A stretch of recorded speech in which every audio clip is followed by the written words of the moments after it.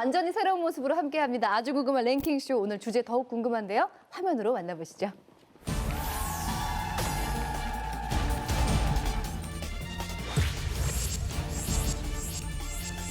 투자를 빙자해 1조 원대의 돈을 받아 챙겼다고 합니다. 하지만 이것은 모두 가짜입니다. 그대로 믿어서는 안 될 것 같습니다.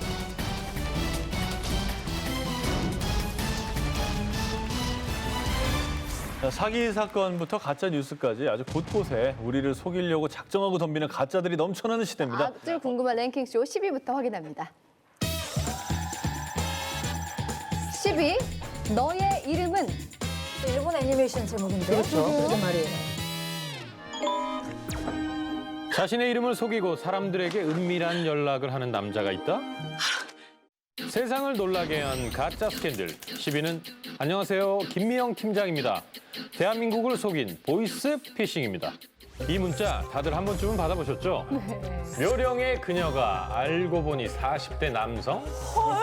심지어 보이스피싱 등 사이버 범죄 수사 업무를 담당했던 전직 경찰 출신으로 무려 2만여 명에게 총 400억 원의 돈을 가로챈 것으로 밝혀져 충격을 줬는데요. 400억이요? 뛰는 김미영 팀장 위에 나는 신종 수법들이 속속 등장. 지금 야들이 빌려간 돈이 원금이 5천만 원입니다. 그리고 이자가 기간이 다 만기가 되어가지고 이자는 지금 487만 7천 원 되고요. 오늘 저 아저씨가 저 대신에 갚아주셨더니 한 5,500만 원 줘도 되는데 오늘 아저씨 지금 5,500만 원 아버지한테 한 거죠. 그렇죠? 내가 지금 돈이 어디 있어요? 어쩔까요? 내가 이번 수술 시킬까요? 네? 야방치야. 이러네. 딴데 뭐야? 좀 맞추시켜라. 예, 알겠습니다. 그리고 박스는 전화 드려라. 예, 알겠습니다. 갈수록 진화하는 보이스피싱, 범죄와의 끝날 줄 모르는 전쟁이 세상을 놀라게 한 가짜 스캔들 10위입니다. 무섭다. 그렇네요. 지금 여기서 뭐 주십시오. 나온 것도 굉장히 소름 끼쳤는데 주변에서도 뭐 보이스피싱 피해들을 뭐 실감찮게 들어보잖아요. 주변에 그런 분들 계신가요? 뭐 일단 저는 검찰청에서 전화가 왔었는데 뭐 2심까지 이미 진행이 되어 있다. 여기서 이제 뭐 어떤 자료가 필요하고 그러는데 그리고 제가 이제 또 법학과를 나왔어요. 근데 네네 이게 더 놀랍다. 죄송해요. 그렇죠. 저번 달에 무슨 일이 생겼다는데 2심이다 그 보통 1심에서 2심까지 그렇게 그렇죠. 짧은 시간일 수가 없거든요. 저 죄송하지만 제가 법학과라서 이 말씀하신 게 전혀 아닌 것 같다. 예의 바르다 그래서 죄송하지만 예의를 갖춰야 되니까. 그래서 죄송하지만 그런 것 같다라고 말씀드리니까 그쪽에서 예 알겠습니다 그러고 끊으시더라고요. 아니 요즘은 스마트폰이잖아요 전부 다. 네. 이제는 뭐 예를 들어 전화를 받기만 해도 몇십만 원이 그냥 뭐 자동으로 뭐 그냥 이체가 되거나 출금이 된다면서요. 그래서 저는 모르는 번호를 일체 받지 않아요. 예방 차원에. 하나 걱정되는 거는 이제 우리 남편이 한국말을 잘 못하다 보니까 어떤 예기치 못한 상황이 발생하면 전화를 막 급히 하거든요. 해가지고 예를 들어 이제 우리는 기름을 넣을 때 뭐 가득 넣어주세요. 아니면은 막 이제 속된 말로 만땅이요 이걸 해야 되는데 들었는데 가득 넣으러 주유소에 들어가고 있는데 가득을 까먹은 거예요. 그래서 전화 가서 아니 너무 급한 일인데 그 뭐지 거룩하게 해주세요. 뭐지 거룩하게. 거룩하게. 진짜 난 진짜 못 알아들은 거야. 가득 넣어주세요. 내가 문자로 보낼게. 그래서 가득 넣어주세요. 이러거든요. 항상 이런 돌발 상황들이 있기 때문에 저는 만약에 누군가가 긴급한 상황입니다. 뭐 이렇게 해주셔야 되겠습니다. 그러면 저는 그냥 정신을 놔버리고 그냥 막 뭐를 할 것 같아요. 그래서 지금도 사실은 늘 그게 긴장하고 있어요. 아니 그렇게 모르는 번호, 저장 안 된 번호는 안 받으셔가지고 네. 광고주들이 연락이 안 된다고. 그래요? 답답하시더라고요. 사랑합니다. 똥똥똥똥. 열심히 하겠습니다.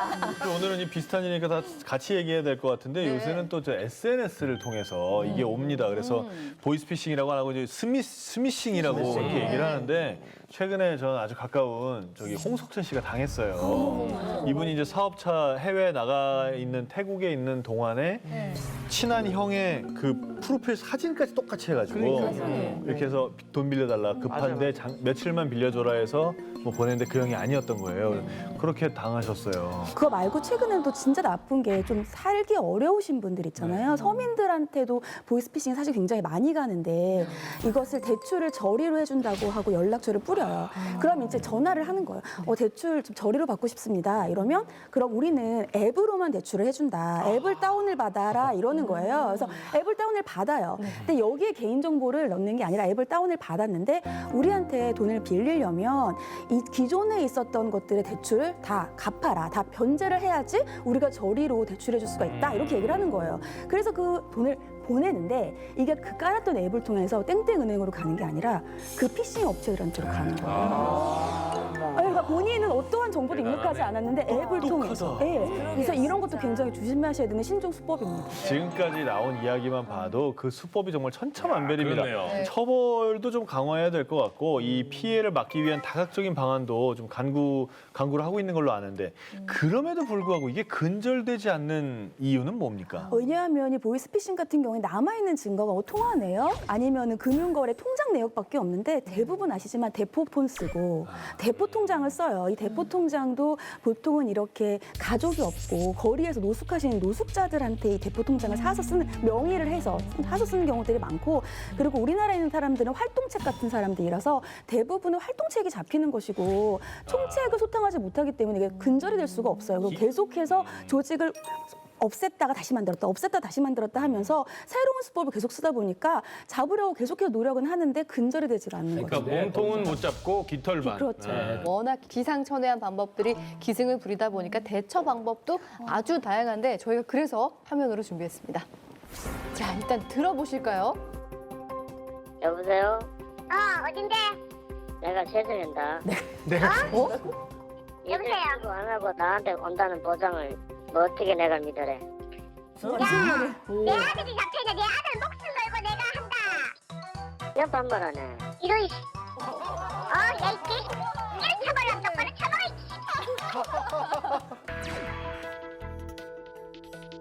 중앙 직원분 오셔서 네. 수사관 찾아주시면 됩니다. 그렇죠? 아직 나이도 많이 어리신 것 같은데 그런 거 말고 그냥 좋은 일을 찾으셨으면 좋겠어요. 아프냐 나이도 어리신 것 같은데 두기는 씨. 말고요. 이용 안 했어요. 가슴이 왜 아프다 누나? 정신 같은 거 일어났으니까 그렇죠. 그러면은 나 일 좀 시켜줘요. 한국 언제 오시는데요? 오늘 언제 갈지 모르겠는데. 빨리 오세요. 빨리 오세요. 그냥. 또 할 수 있으니까 그만 좀 오세요. 얼른. 누나요. 알겠습니다. 감사합니다. 아, 기대된다. 목소리 이거 말이죠. 재밌을 것 같아. 네, 수고하십니다. 서울중앙지검의 장이라고 합니다. 왜 웃으세요? 자꾸 경찰지검이라고 해서 전화가 왔어요. 경찰지검이요? 이런 거 받으셨어요? 네, 지금 4번째인데. 우리 여성분이 검찰에서 처음 받으시죠? 여러 번 받았지. 여러 번 받았다. 여러 번 받으셨어요? 또 어떤 잘못이시죠?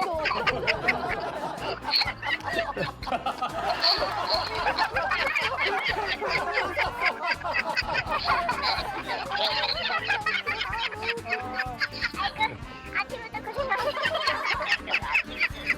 모여가지고 이렇게 미치미치 내리고 있지?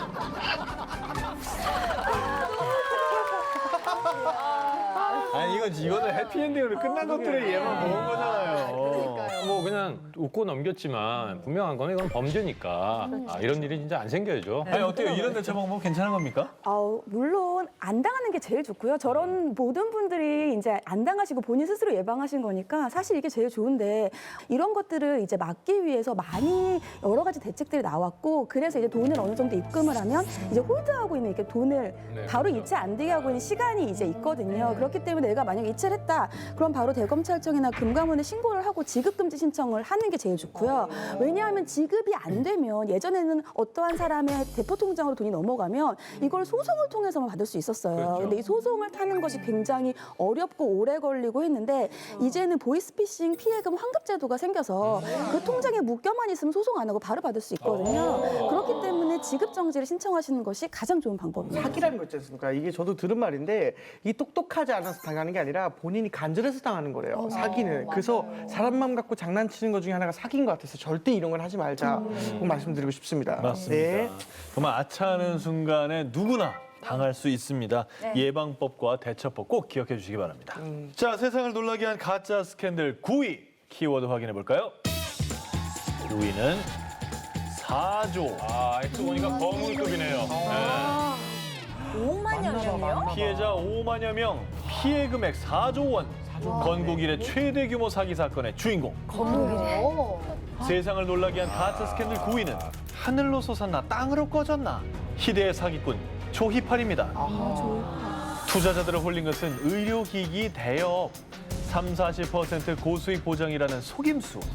다른 사람을 가입시키면 직급을 높여주는 방식으로 영업망을 전국구로 넓혀갔는데요. 이거 다단계 아닌가요? 마침내 발각된 그의 사기 행각. 경찰의 포위망이 좁혀오자 조희팔은 중국으로 밀항했고 신분을 숨긴 채 도피 행각을 이어갔는데요. 관 속에 누워있는 사람은 다름 아닌 조희팔. 경찰은 2012년 5월 조희팔의 유족이 찍었다는 이 장례식 동영상 등을 토대로 조 씨가 사망했다고 발표했습니다. 경찰의 공식 발표에도 피해자들은 여전히 의문을 제기하며 강력히 반발하고 있는데요. 죽음까지 의혹으로 남은 희대의 사기꾼이 있다면 옥중에서도 사기극을 벌인 사람이 있다. 야, 어떤 간 큰 사람일까요? 8위, 옥중에서도 사기 행각, 다단계의 왕, 주수도. 54살 여성 최모 씨는 지난 2013년 편지 한 통을 받았습니다. 변호사 비용과 회사 운영 자금이 필요한데 돈을 빌려주면 6개월 뒤에 비싼 이자를 쳐 되돌려주겠다는 겁니다. 옥중에서 쓴 편지로 3억 6천만 원의 돈을 뜯어낸 사람은 2조 원대 다단계 사기 혐의로 복역 중이던 주수도. 2002년 제2유를 설립, 3년 만에 연매출 2조 원을 올리며 불법 다단계 업계의 신화로 불린 그는 98년 다단계 업체를 시작한 이후 4년마다 같은 수법으로 구속을 되풀이했지만 특유의 말재주와 뭉칫돈 로비로 풀려나는 즉시 사업을 재개, 사기 행각을 이어왔는데요. 숨소리조차 믿지 마라. 불법 다단계 사기를 벌인 꾼들이었습니다. 불법 다단계 얘기는 많이 들어봤는데 이게 진짜 돈이 되나 보네요. 네. 이 기사를 제가 읽으면서 우리 미료 씨는 주수도 이름을 모르고 있다는 게 되게 놀라웠어요. 세대 차이라고 생각이 된 거예요. 왜냐하면 우리 시대 때는 이 이름은 모를 수가 없었어요. 조희팔도 몰라요? 예, 조이팔은 알 것 같아요. 그냥 세상에 관심이 없는 거 아니에요? 이게 게임 평고 뉴스도 보고 이렇게 세상 나와요. 너무 이렇게 너무 낯설어요. 세대 차이로 이해했는데. 아니 너무 이렇게 곱게 자라서 그분들의 이름을 못 들었던 것 같아요. 좋은 겁니다. 아무튼 이 역대급의 사기로 기록되는 사건들이고 사실 그 다단계 혹은 네트워크 방식의 영업망들이 이 사람들로 인해서 그냥 다 나쁜 것처럼 인식이 되는 계기가 되기도 했는데 이 케이스에는 피해자들 대부분이 퇴직금 아니면 노후 자금 이런 걸 모아둔 서민들이었다고 합니다. 그래서 더 이제 안타까운 거죠. 맞아요. 이 조이팔 사건 같은 경우에는 정말 많은 피해자분들이 극단적인 선택을 했어요. 맞아요. 왜 그러냐면 이게 불법 다단계의 특성상 이것이 본인이 처음에는 이게 정말 고수익이 올라가는 것 같거든요.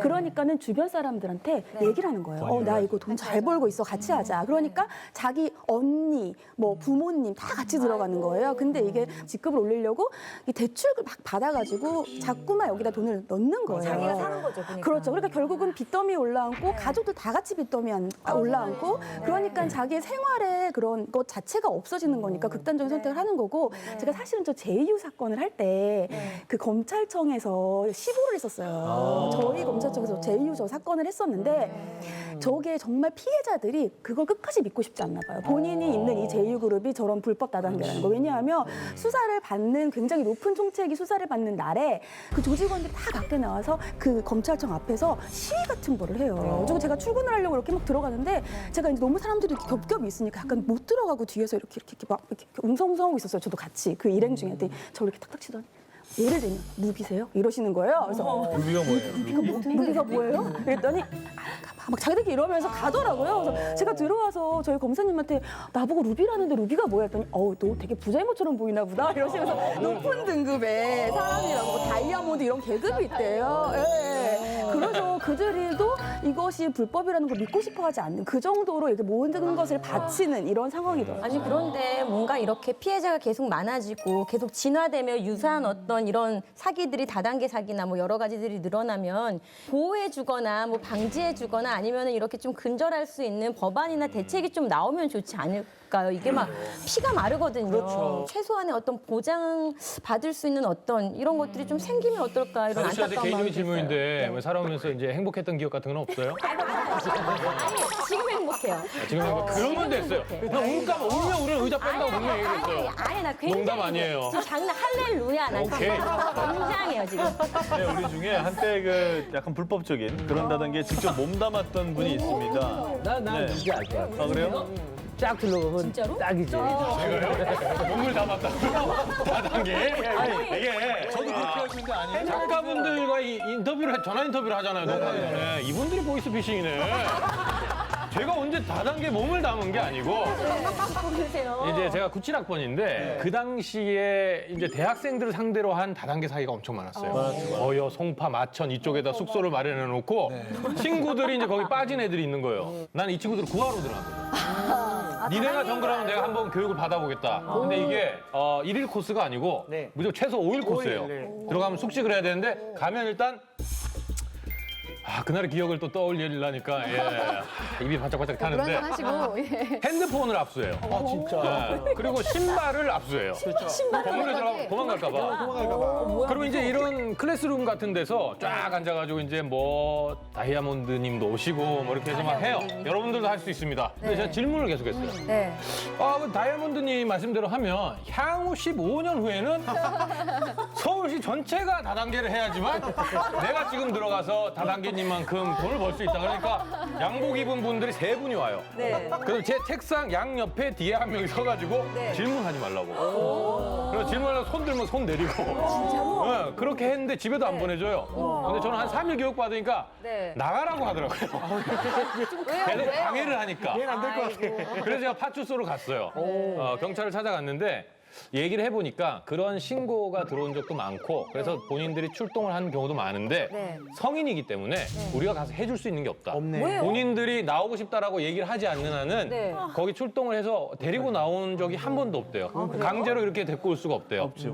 그래서 그 친구들은 대학교 2학년 때 이제 98년도 IMF가 왔습니다. IMF를 그 친구는 1년 먼저 얻었죠. 그 친구들은. 미리 파산했죠. 선견자죠. 피해자 입장을 최대한 생각한다면 그냥 고수익 약속만 믿고 이런 피해를 당하는 건 아닌 것 같고 어떤 그래도 들어가는 이유가 있을 것 같은데요.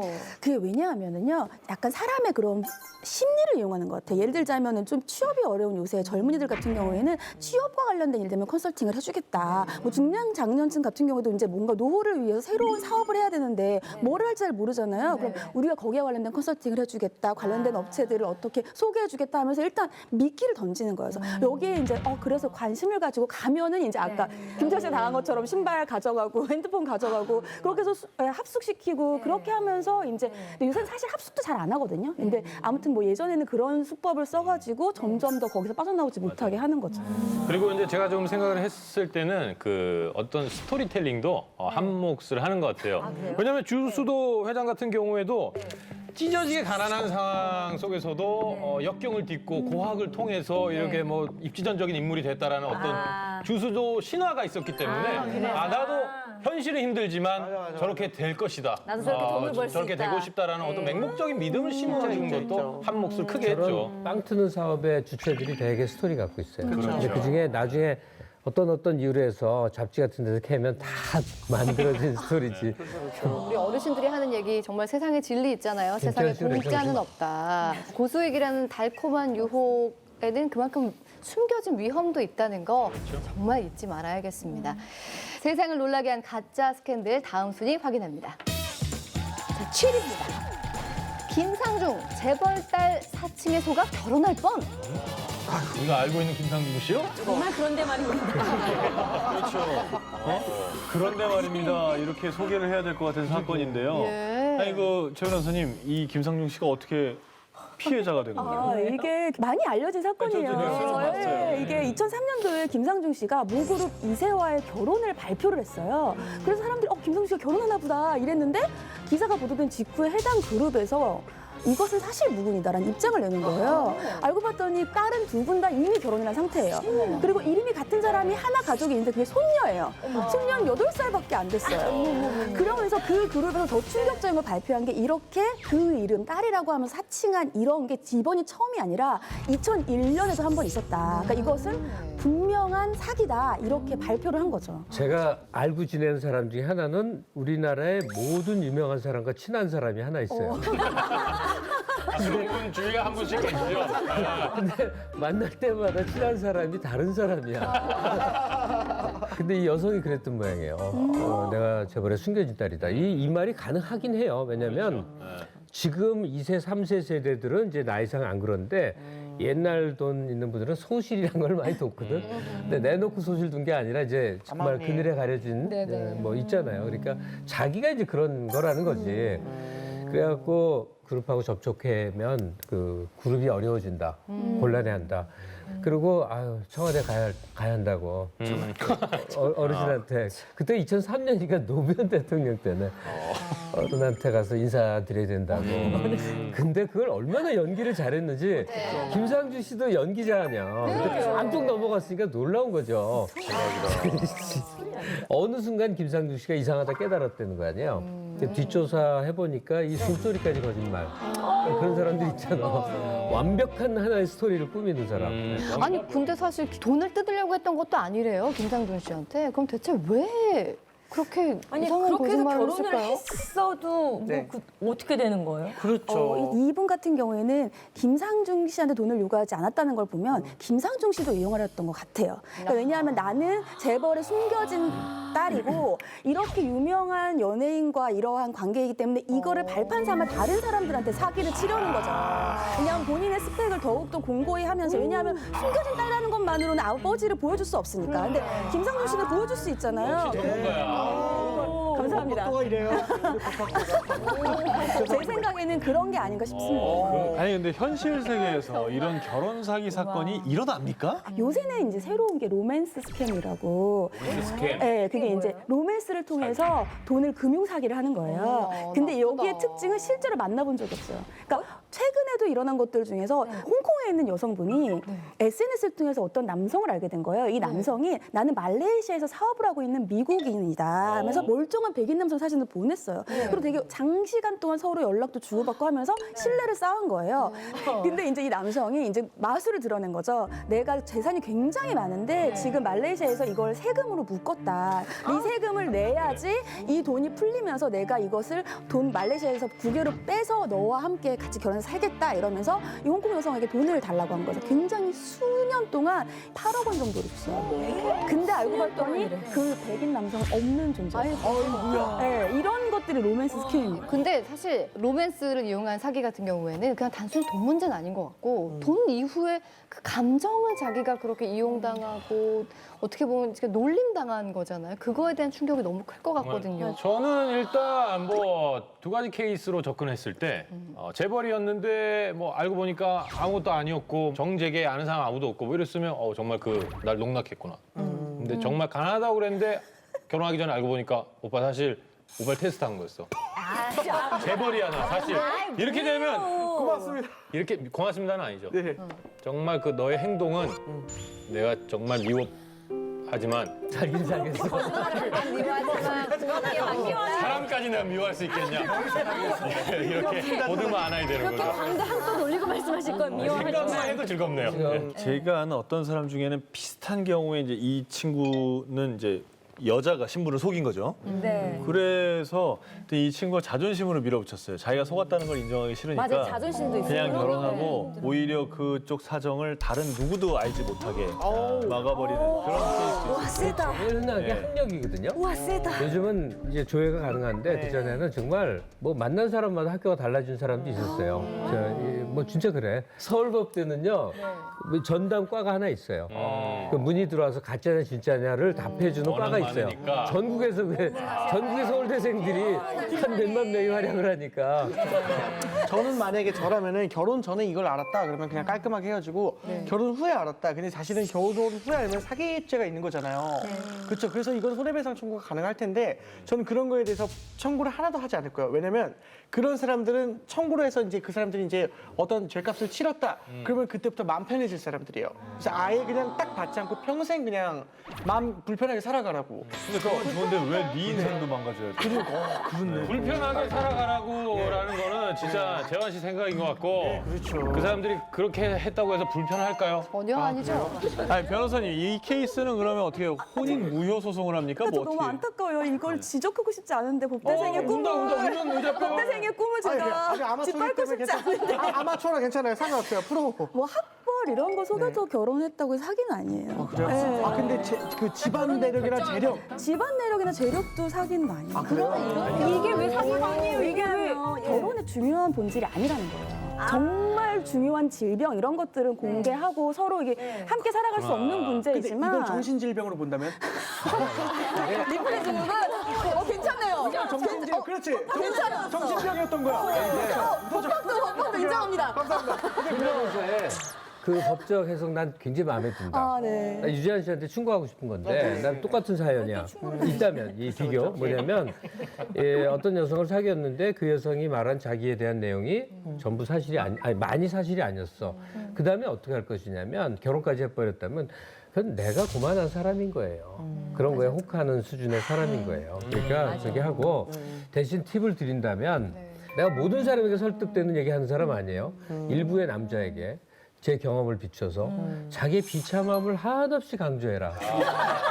그래서 더 이상 내려갈 수 뭘 또 비참함을 거짓말할 필요는 없지만 내 인생의 여러 국면에서 참 좀 불운하고 슬프고 꾀죄죄한 거 있잖아요. 그런 얘기에 공감하는 여성이 훨씬 많아요. 모성애를 이끌어내라. 그럼. 근데 좀 얘기를 나누다 보니까 참 씁쓸하네요. 사랑에 빠지면 눈이 먼다고 하는데 사랑에 있어서도 정신 똑바로 차려야 하는 순간이 있겠구나라는 생각하니까 좀 아찔해지긴 합니다.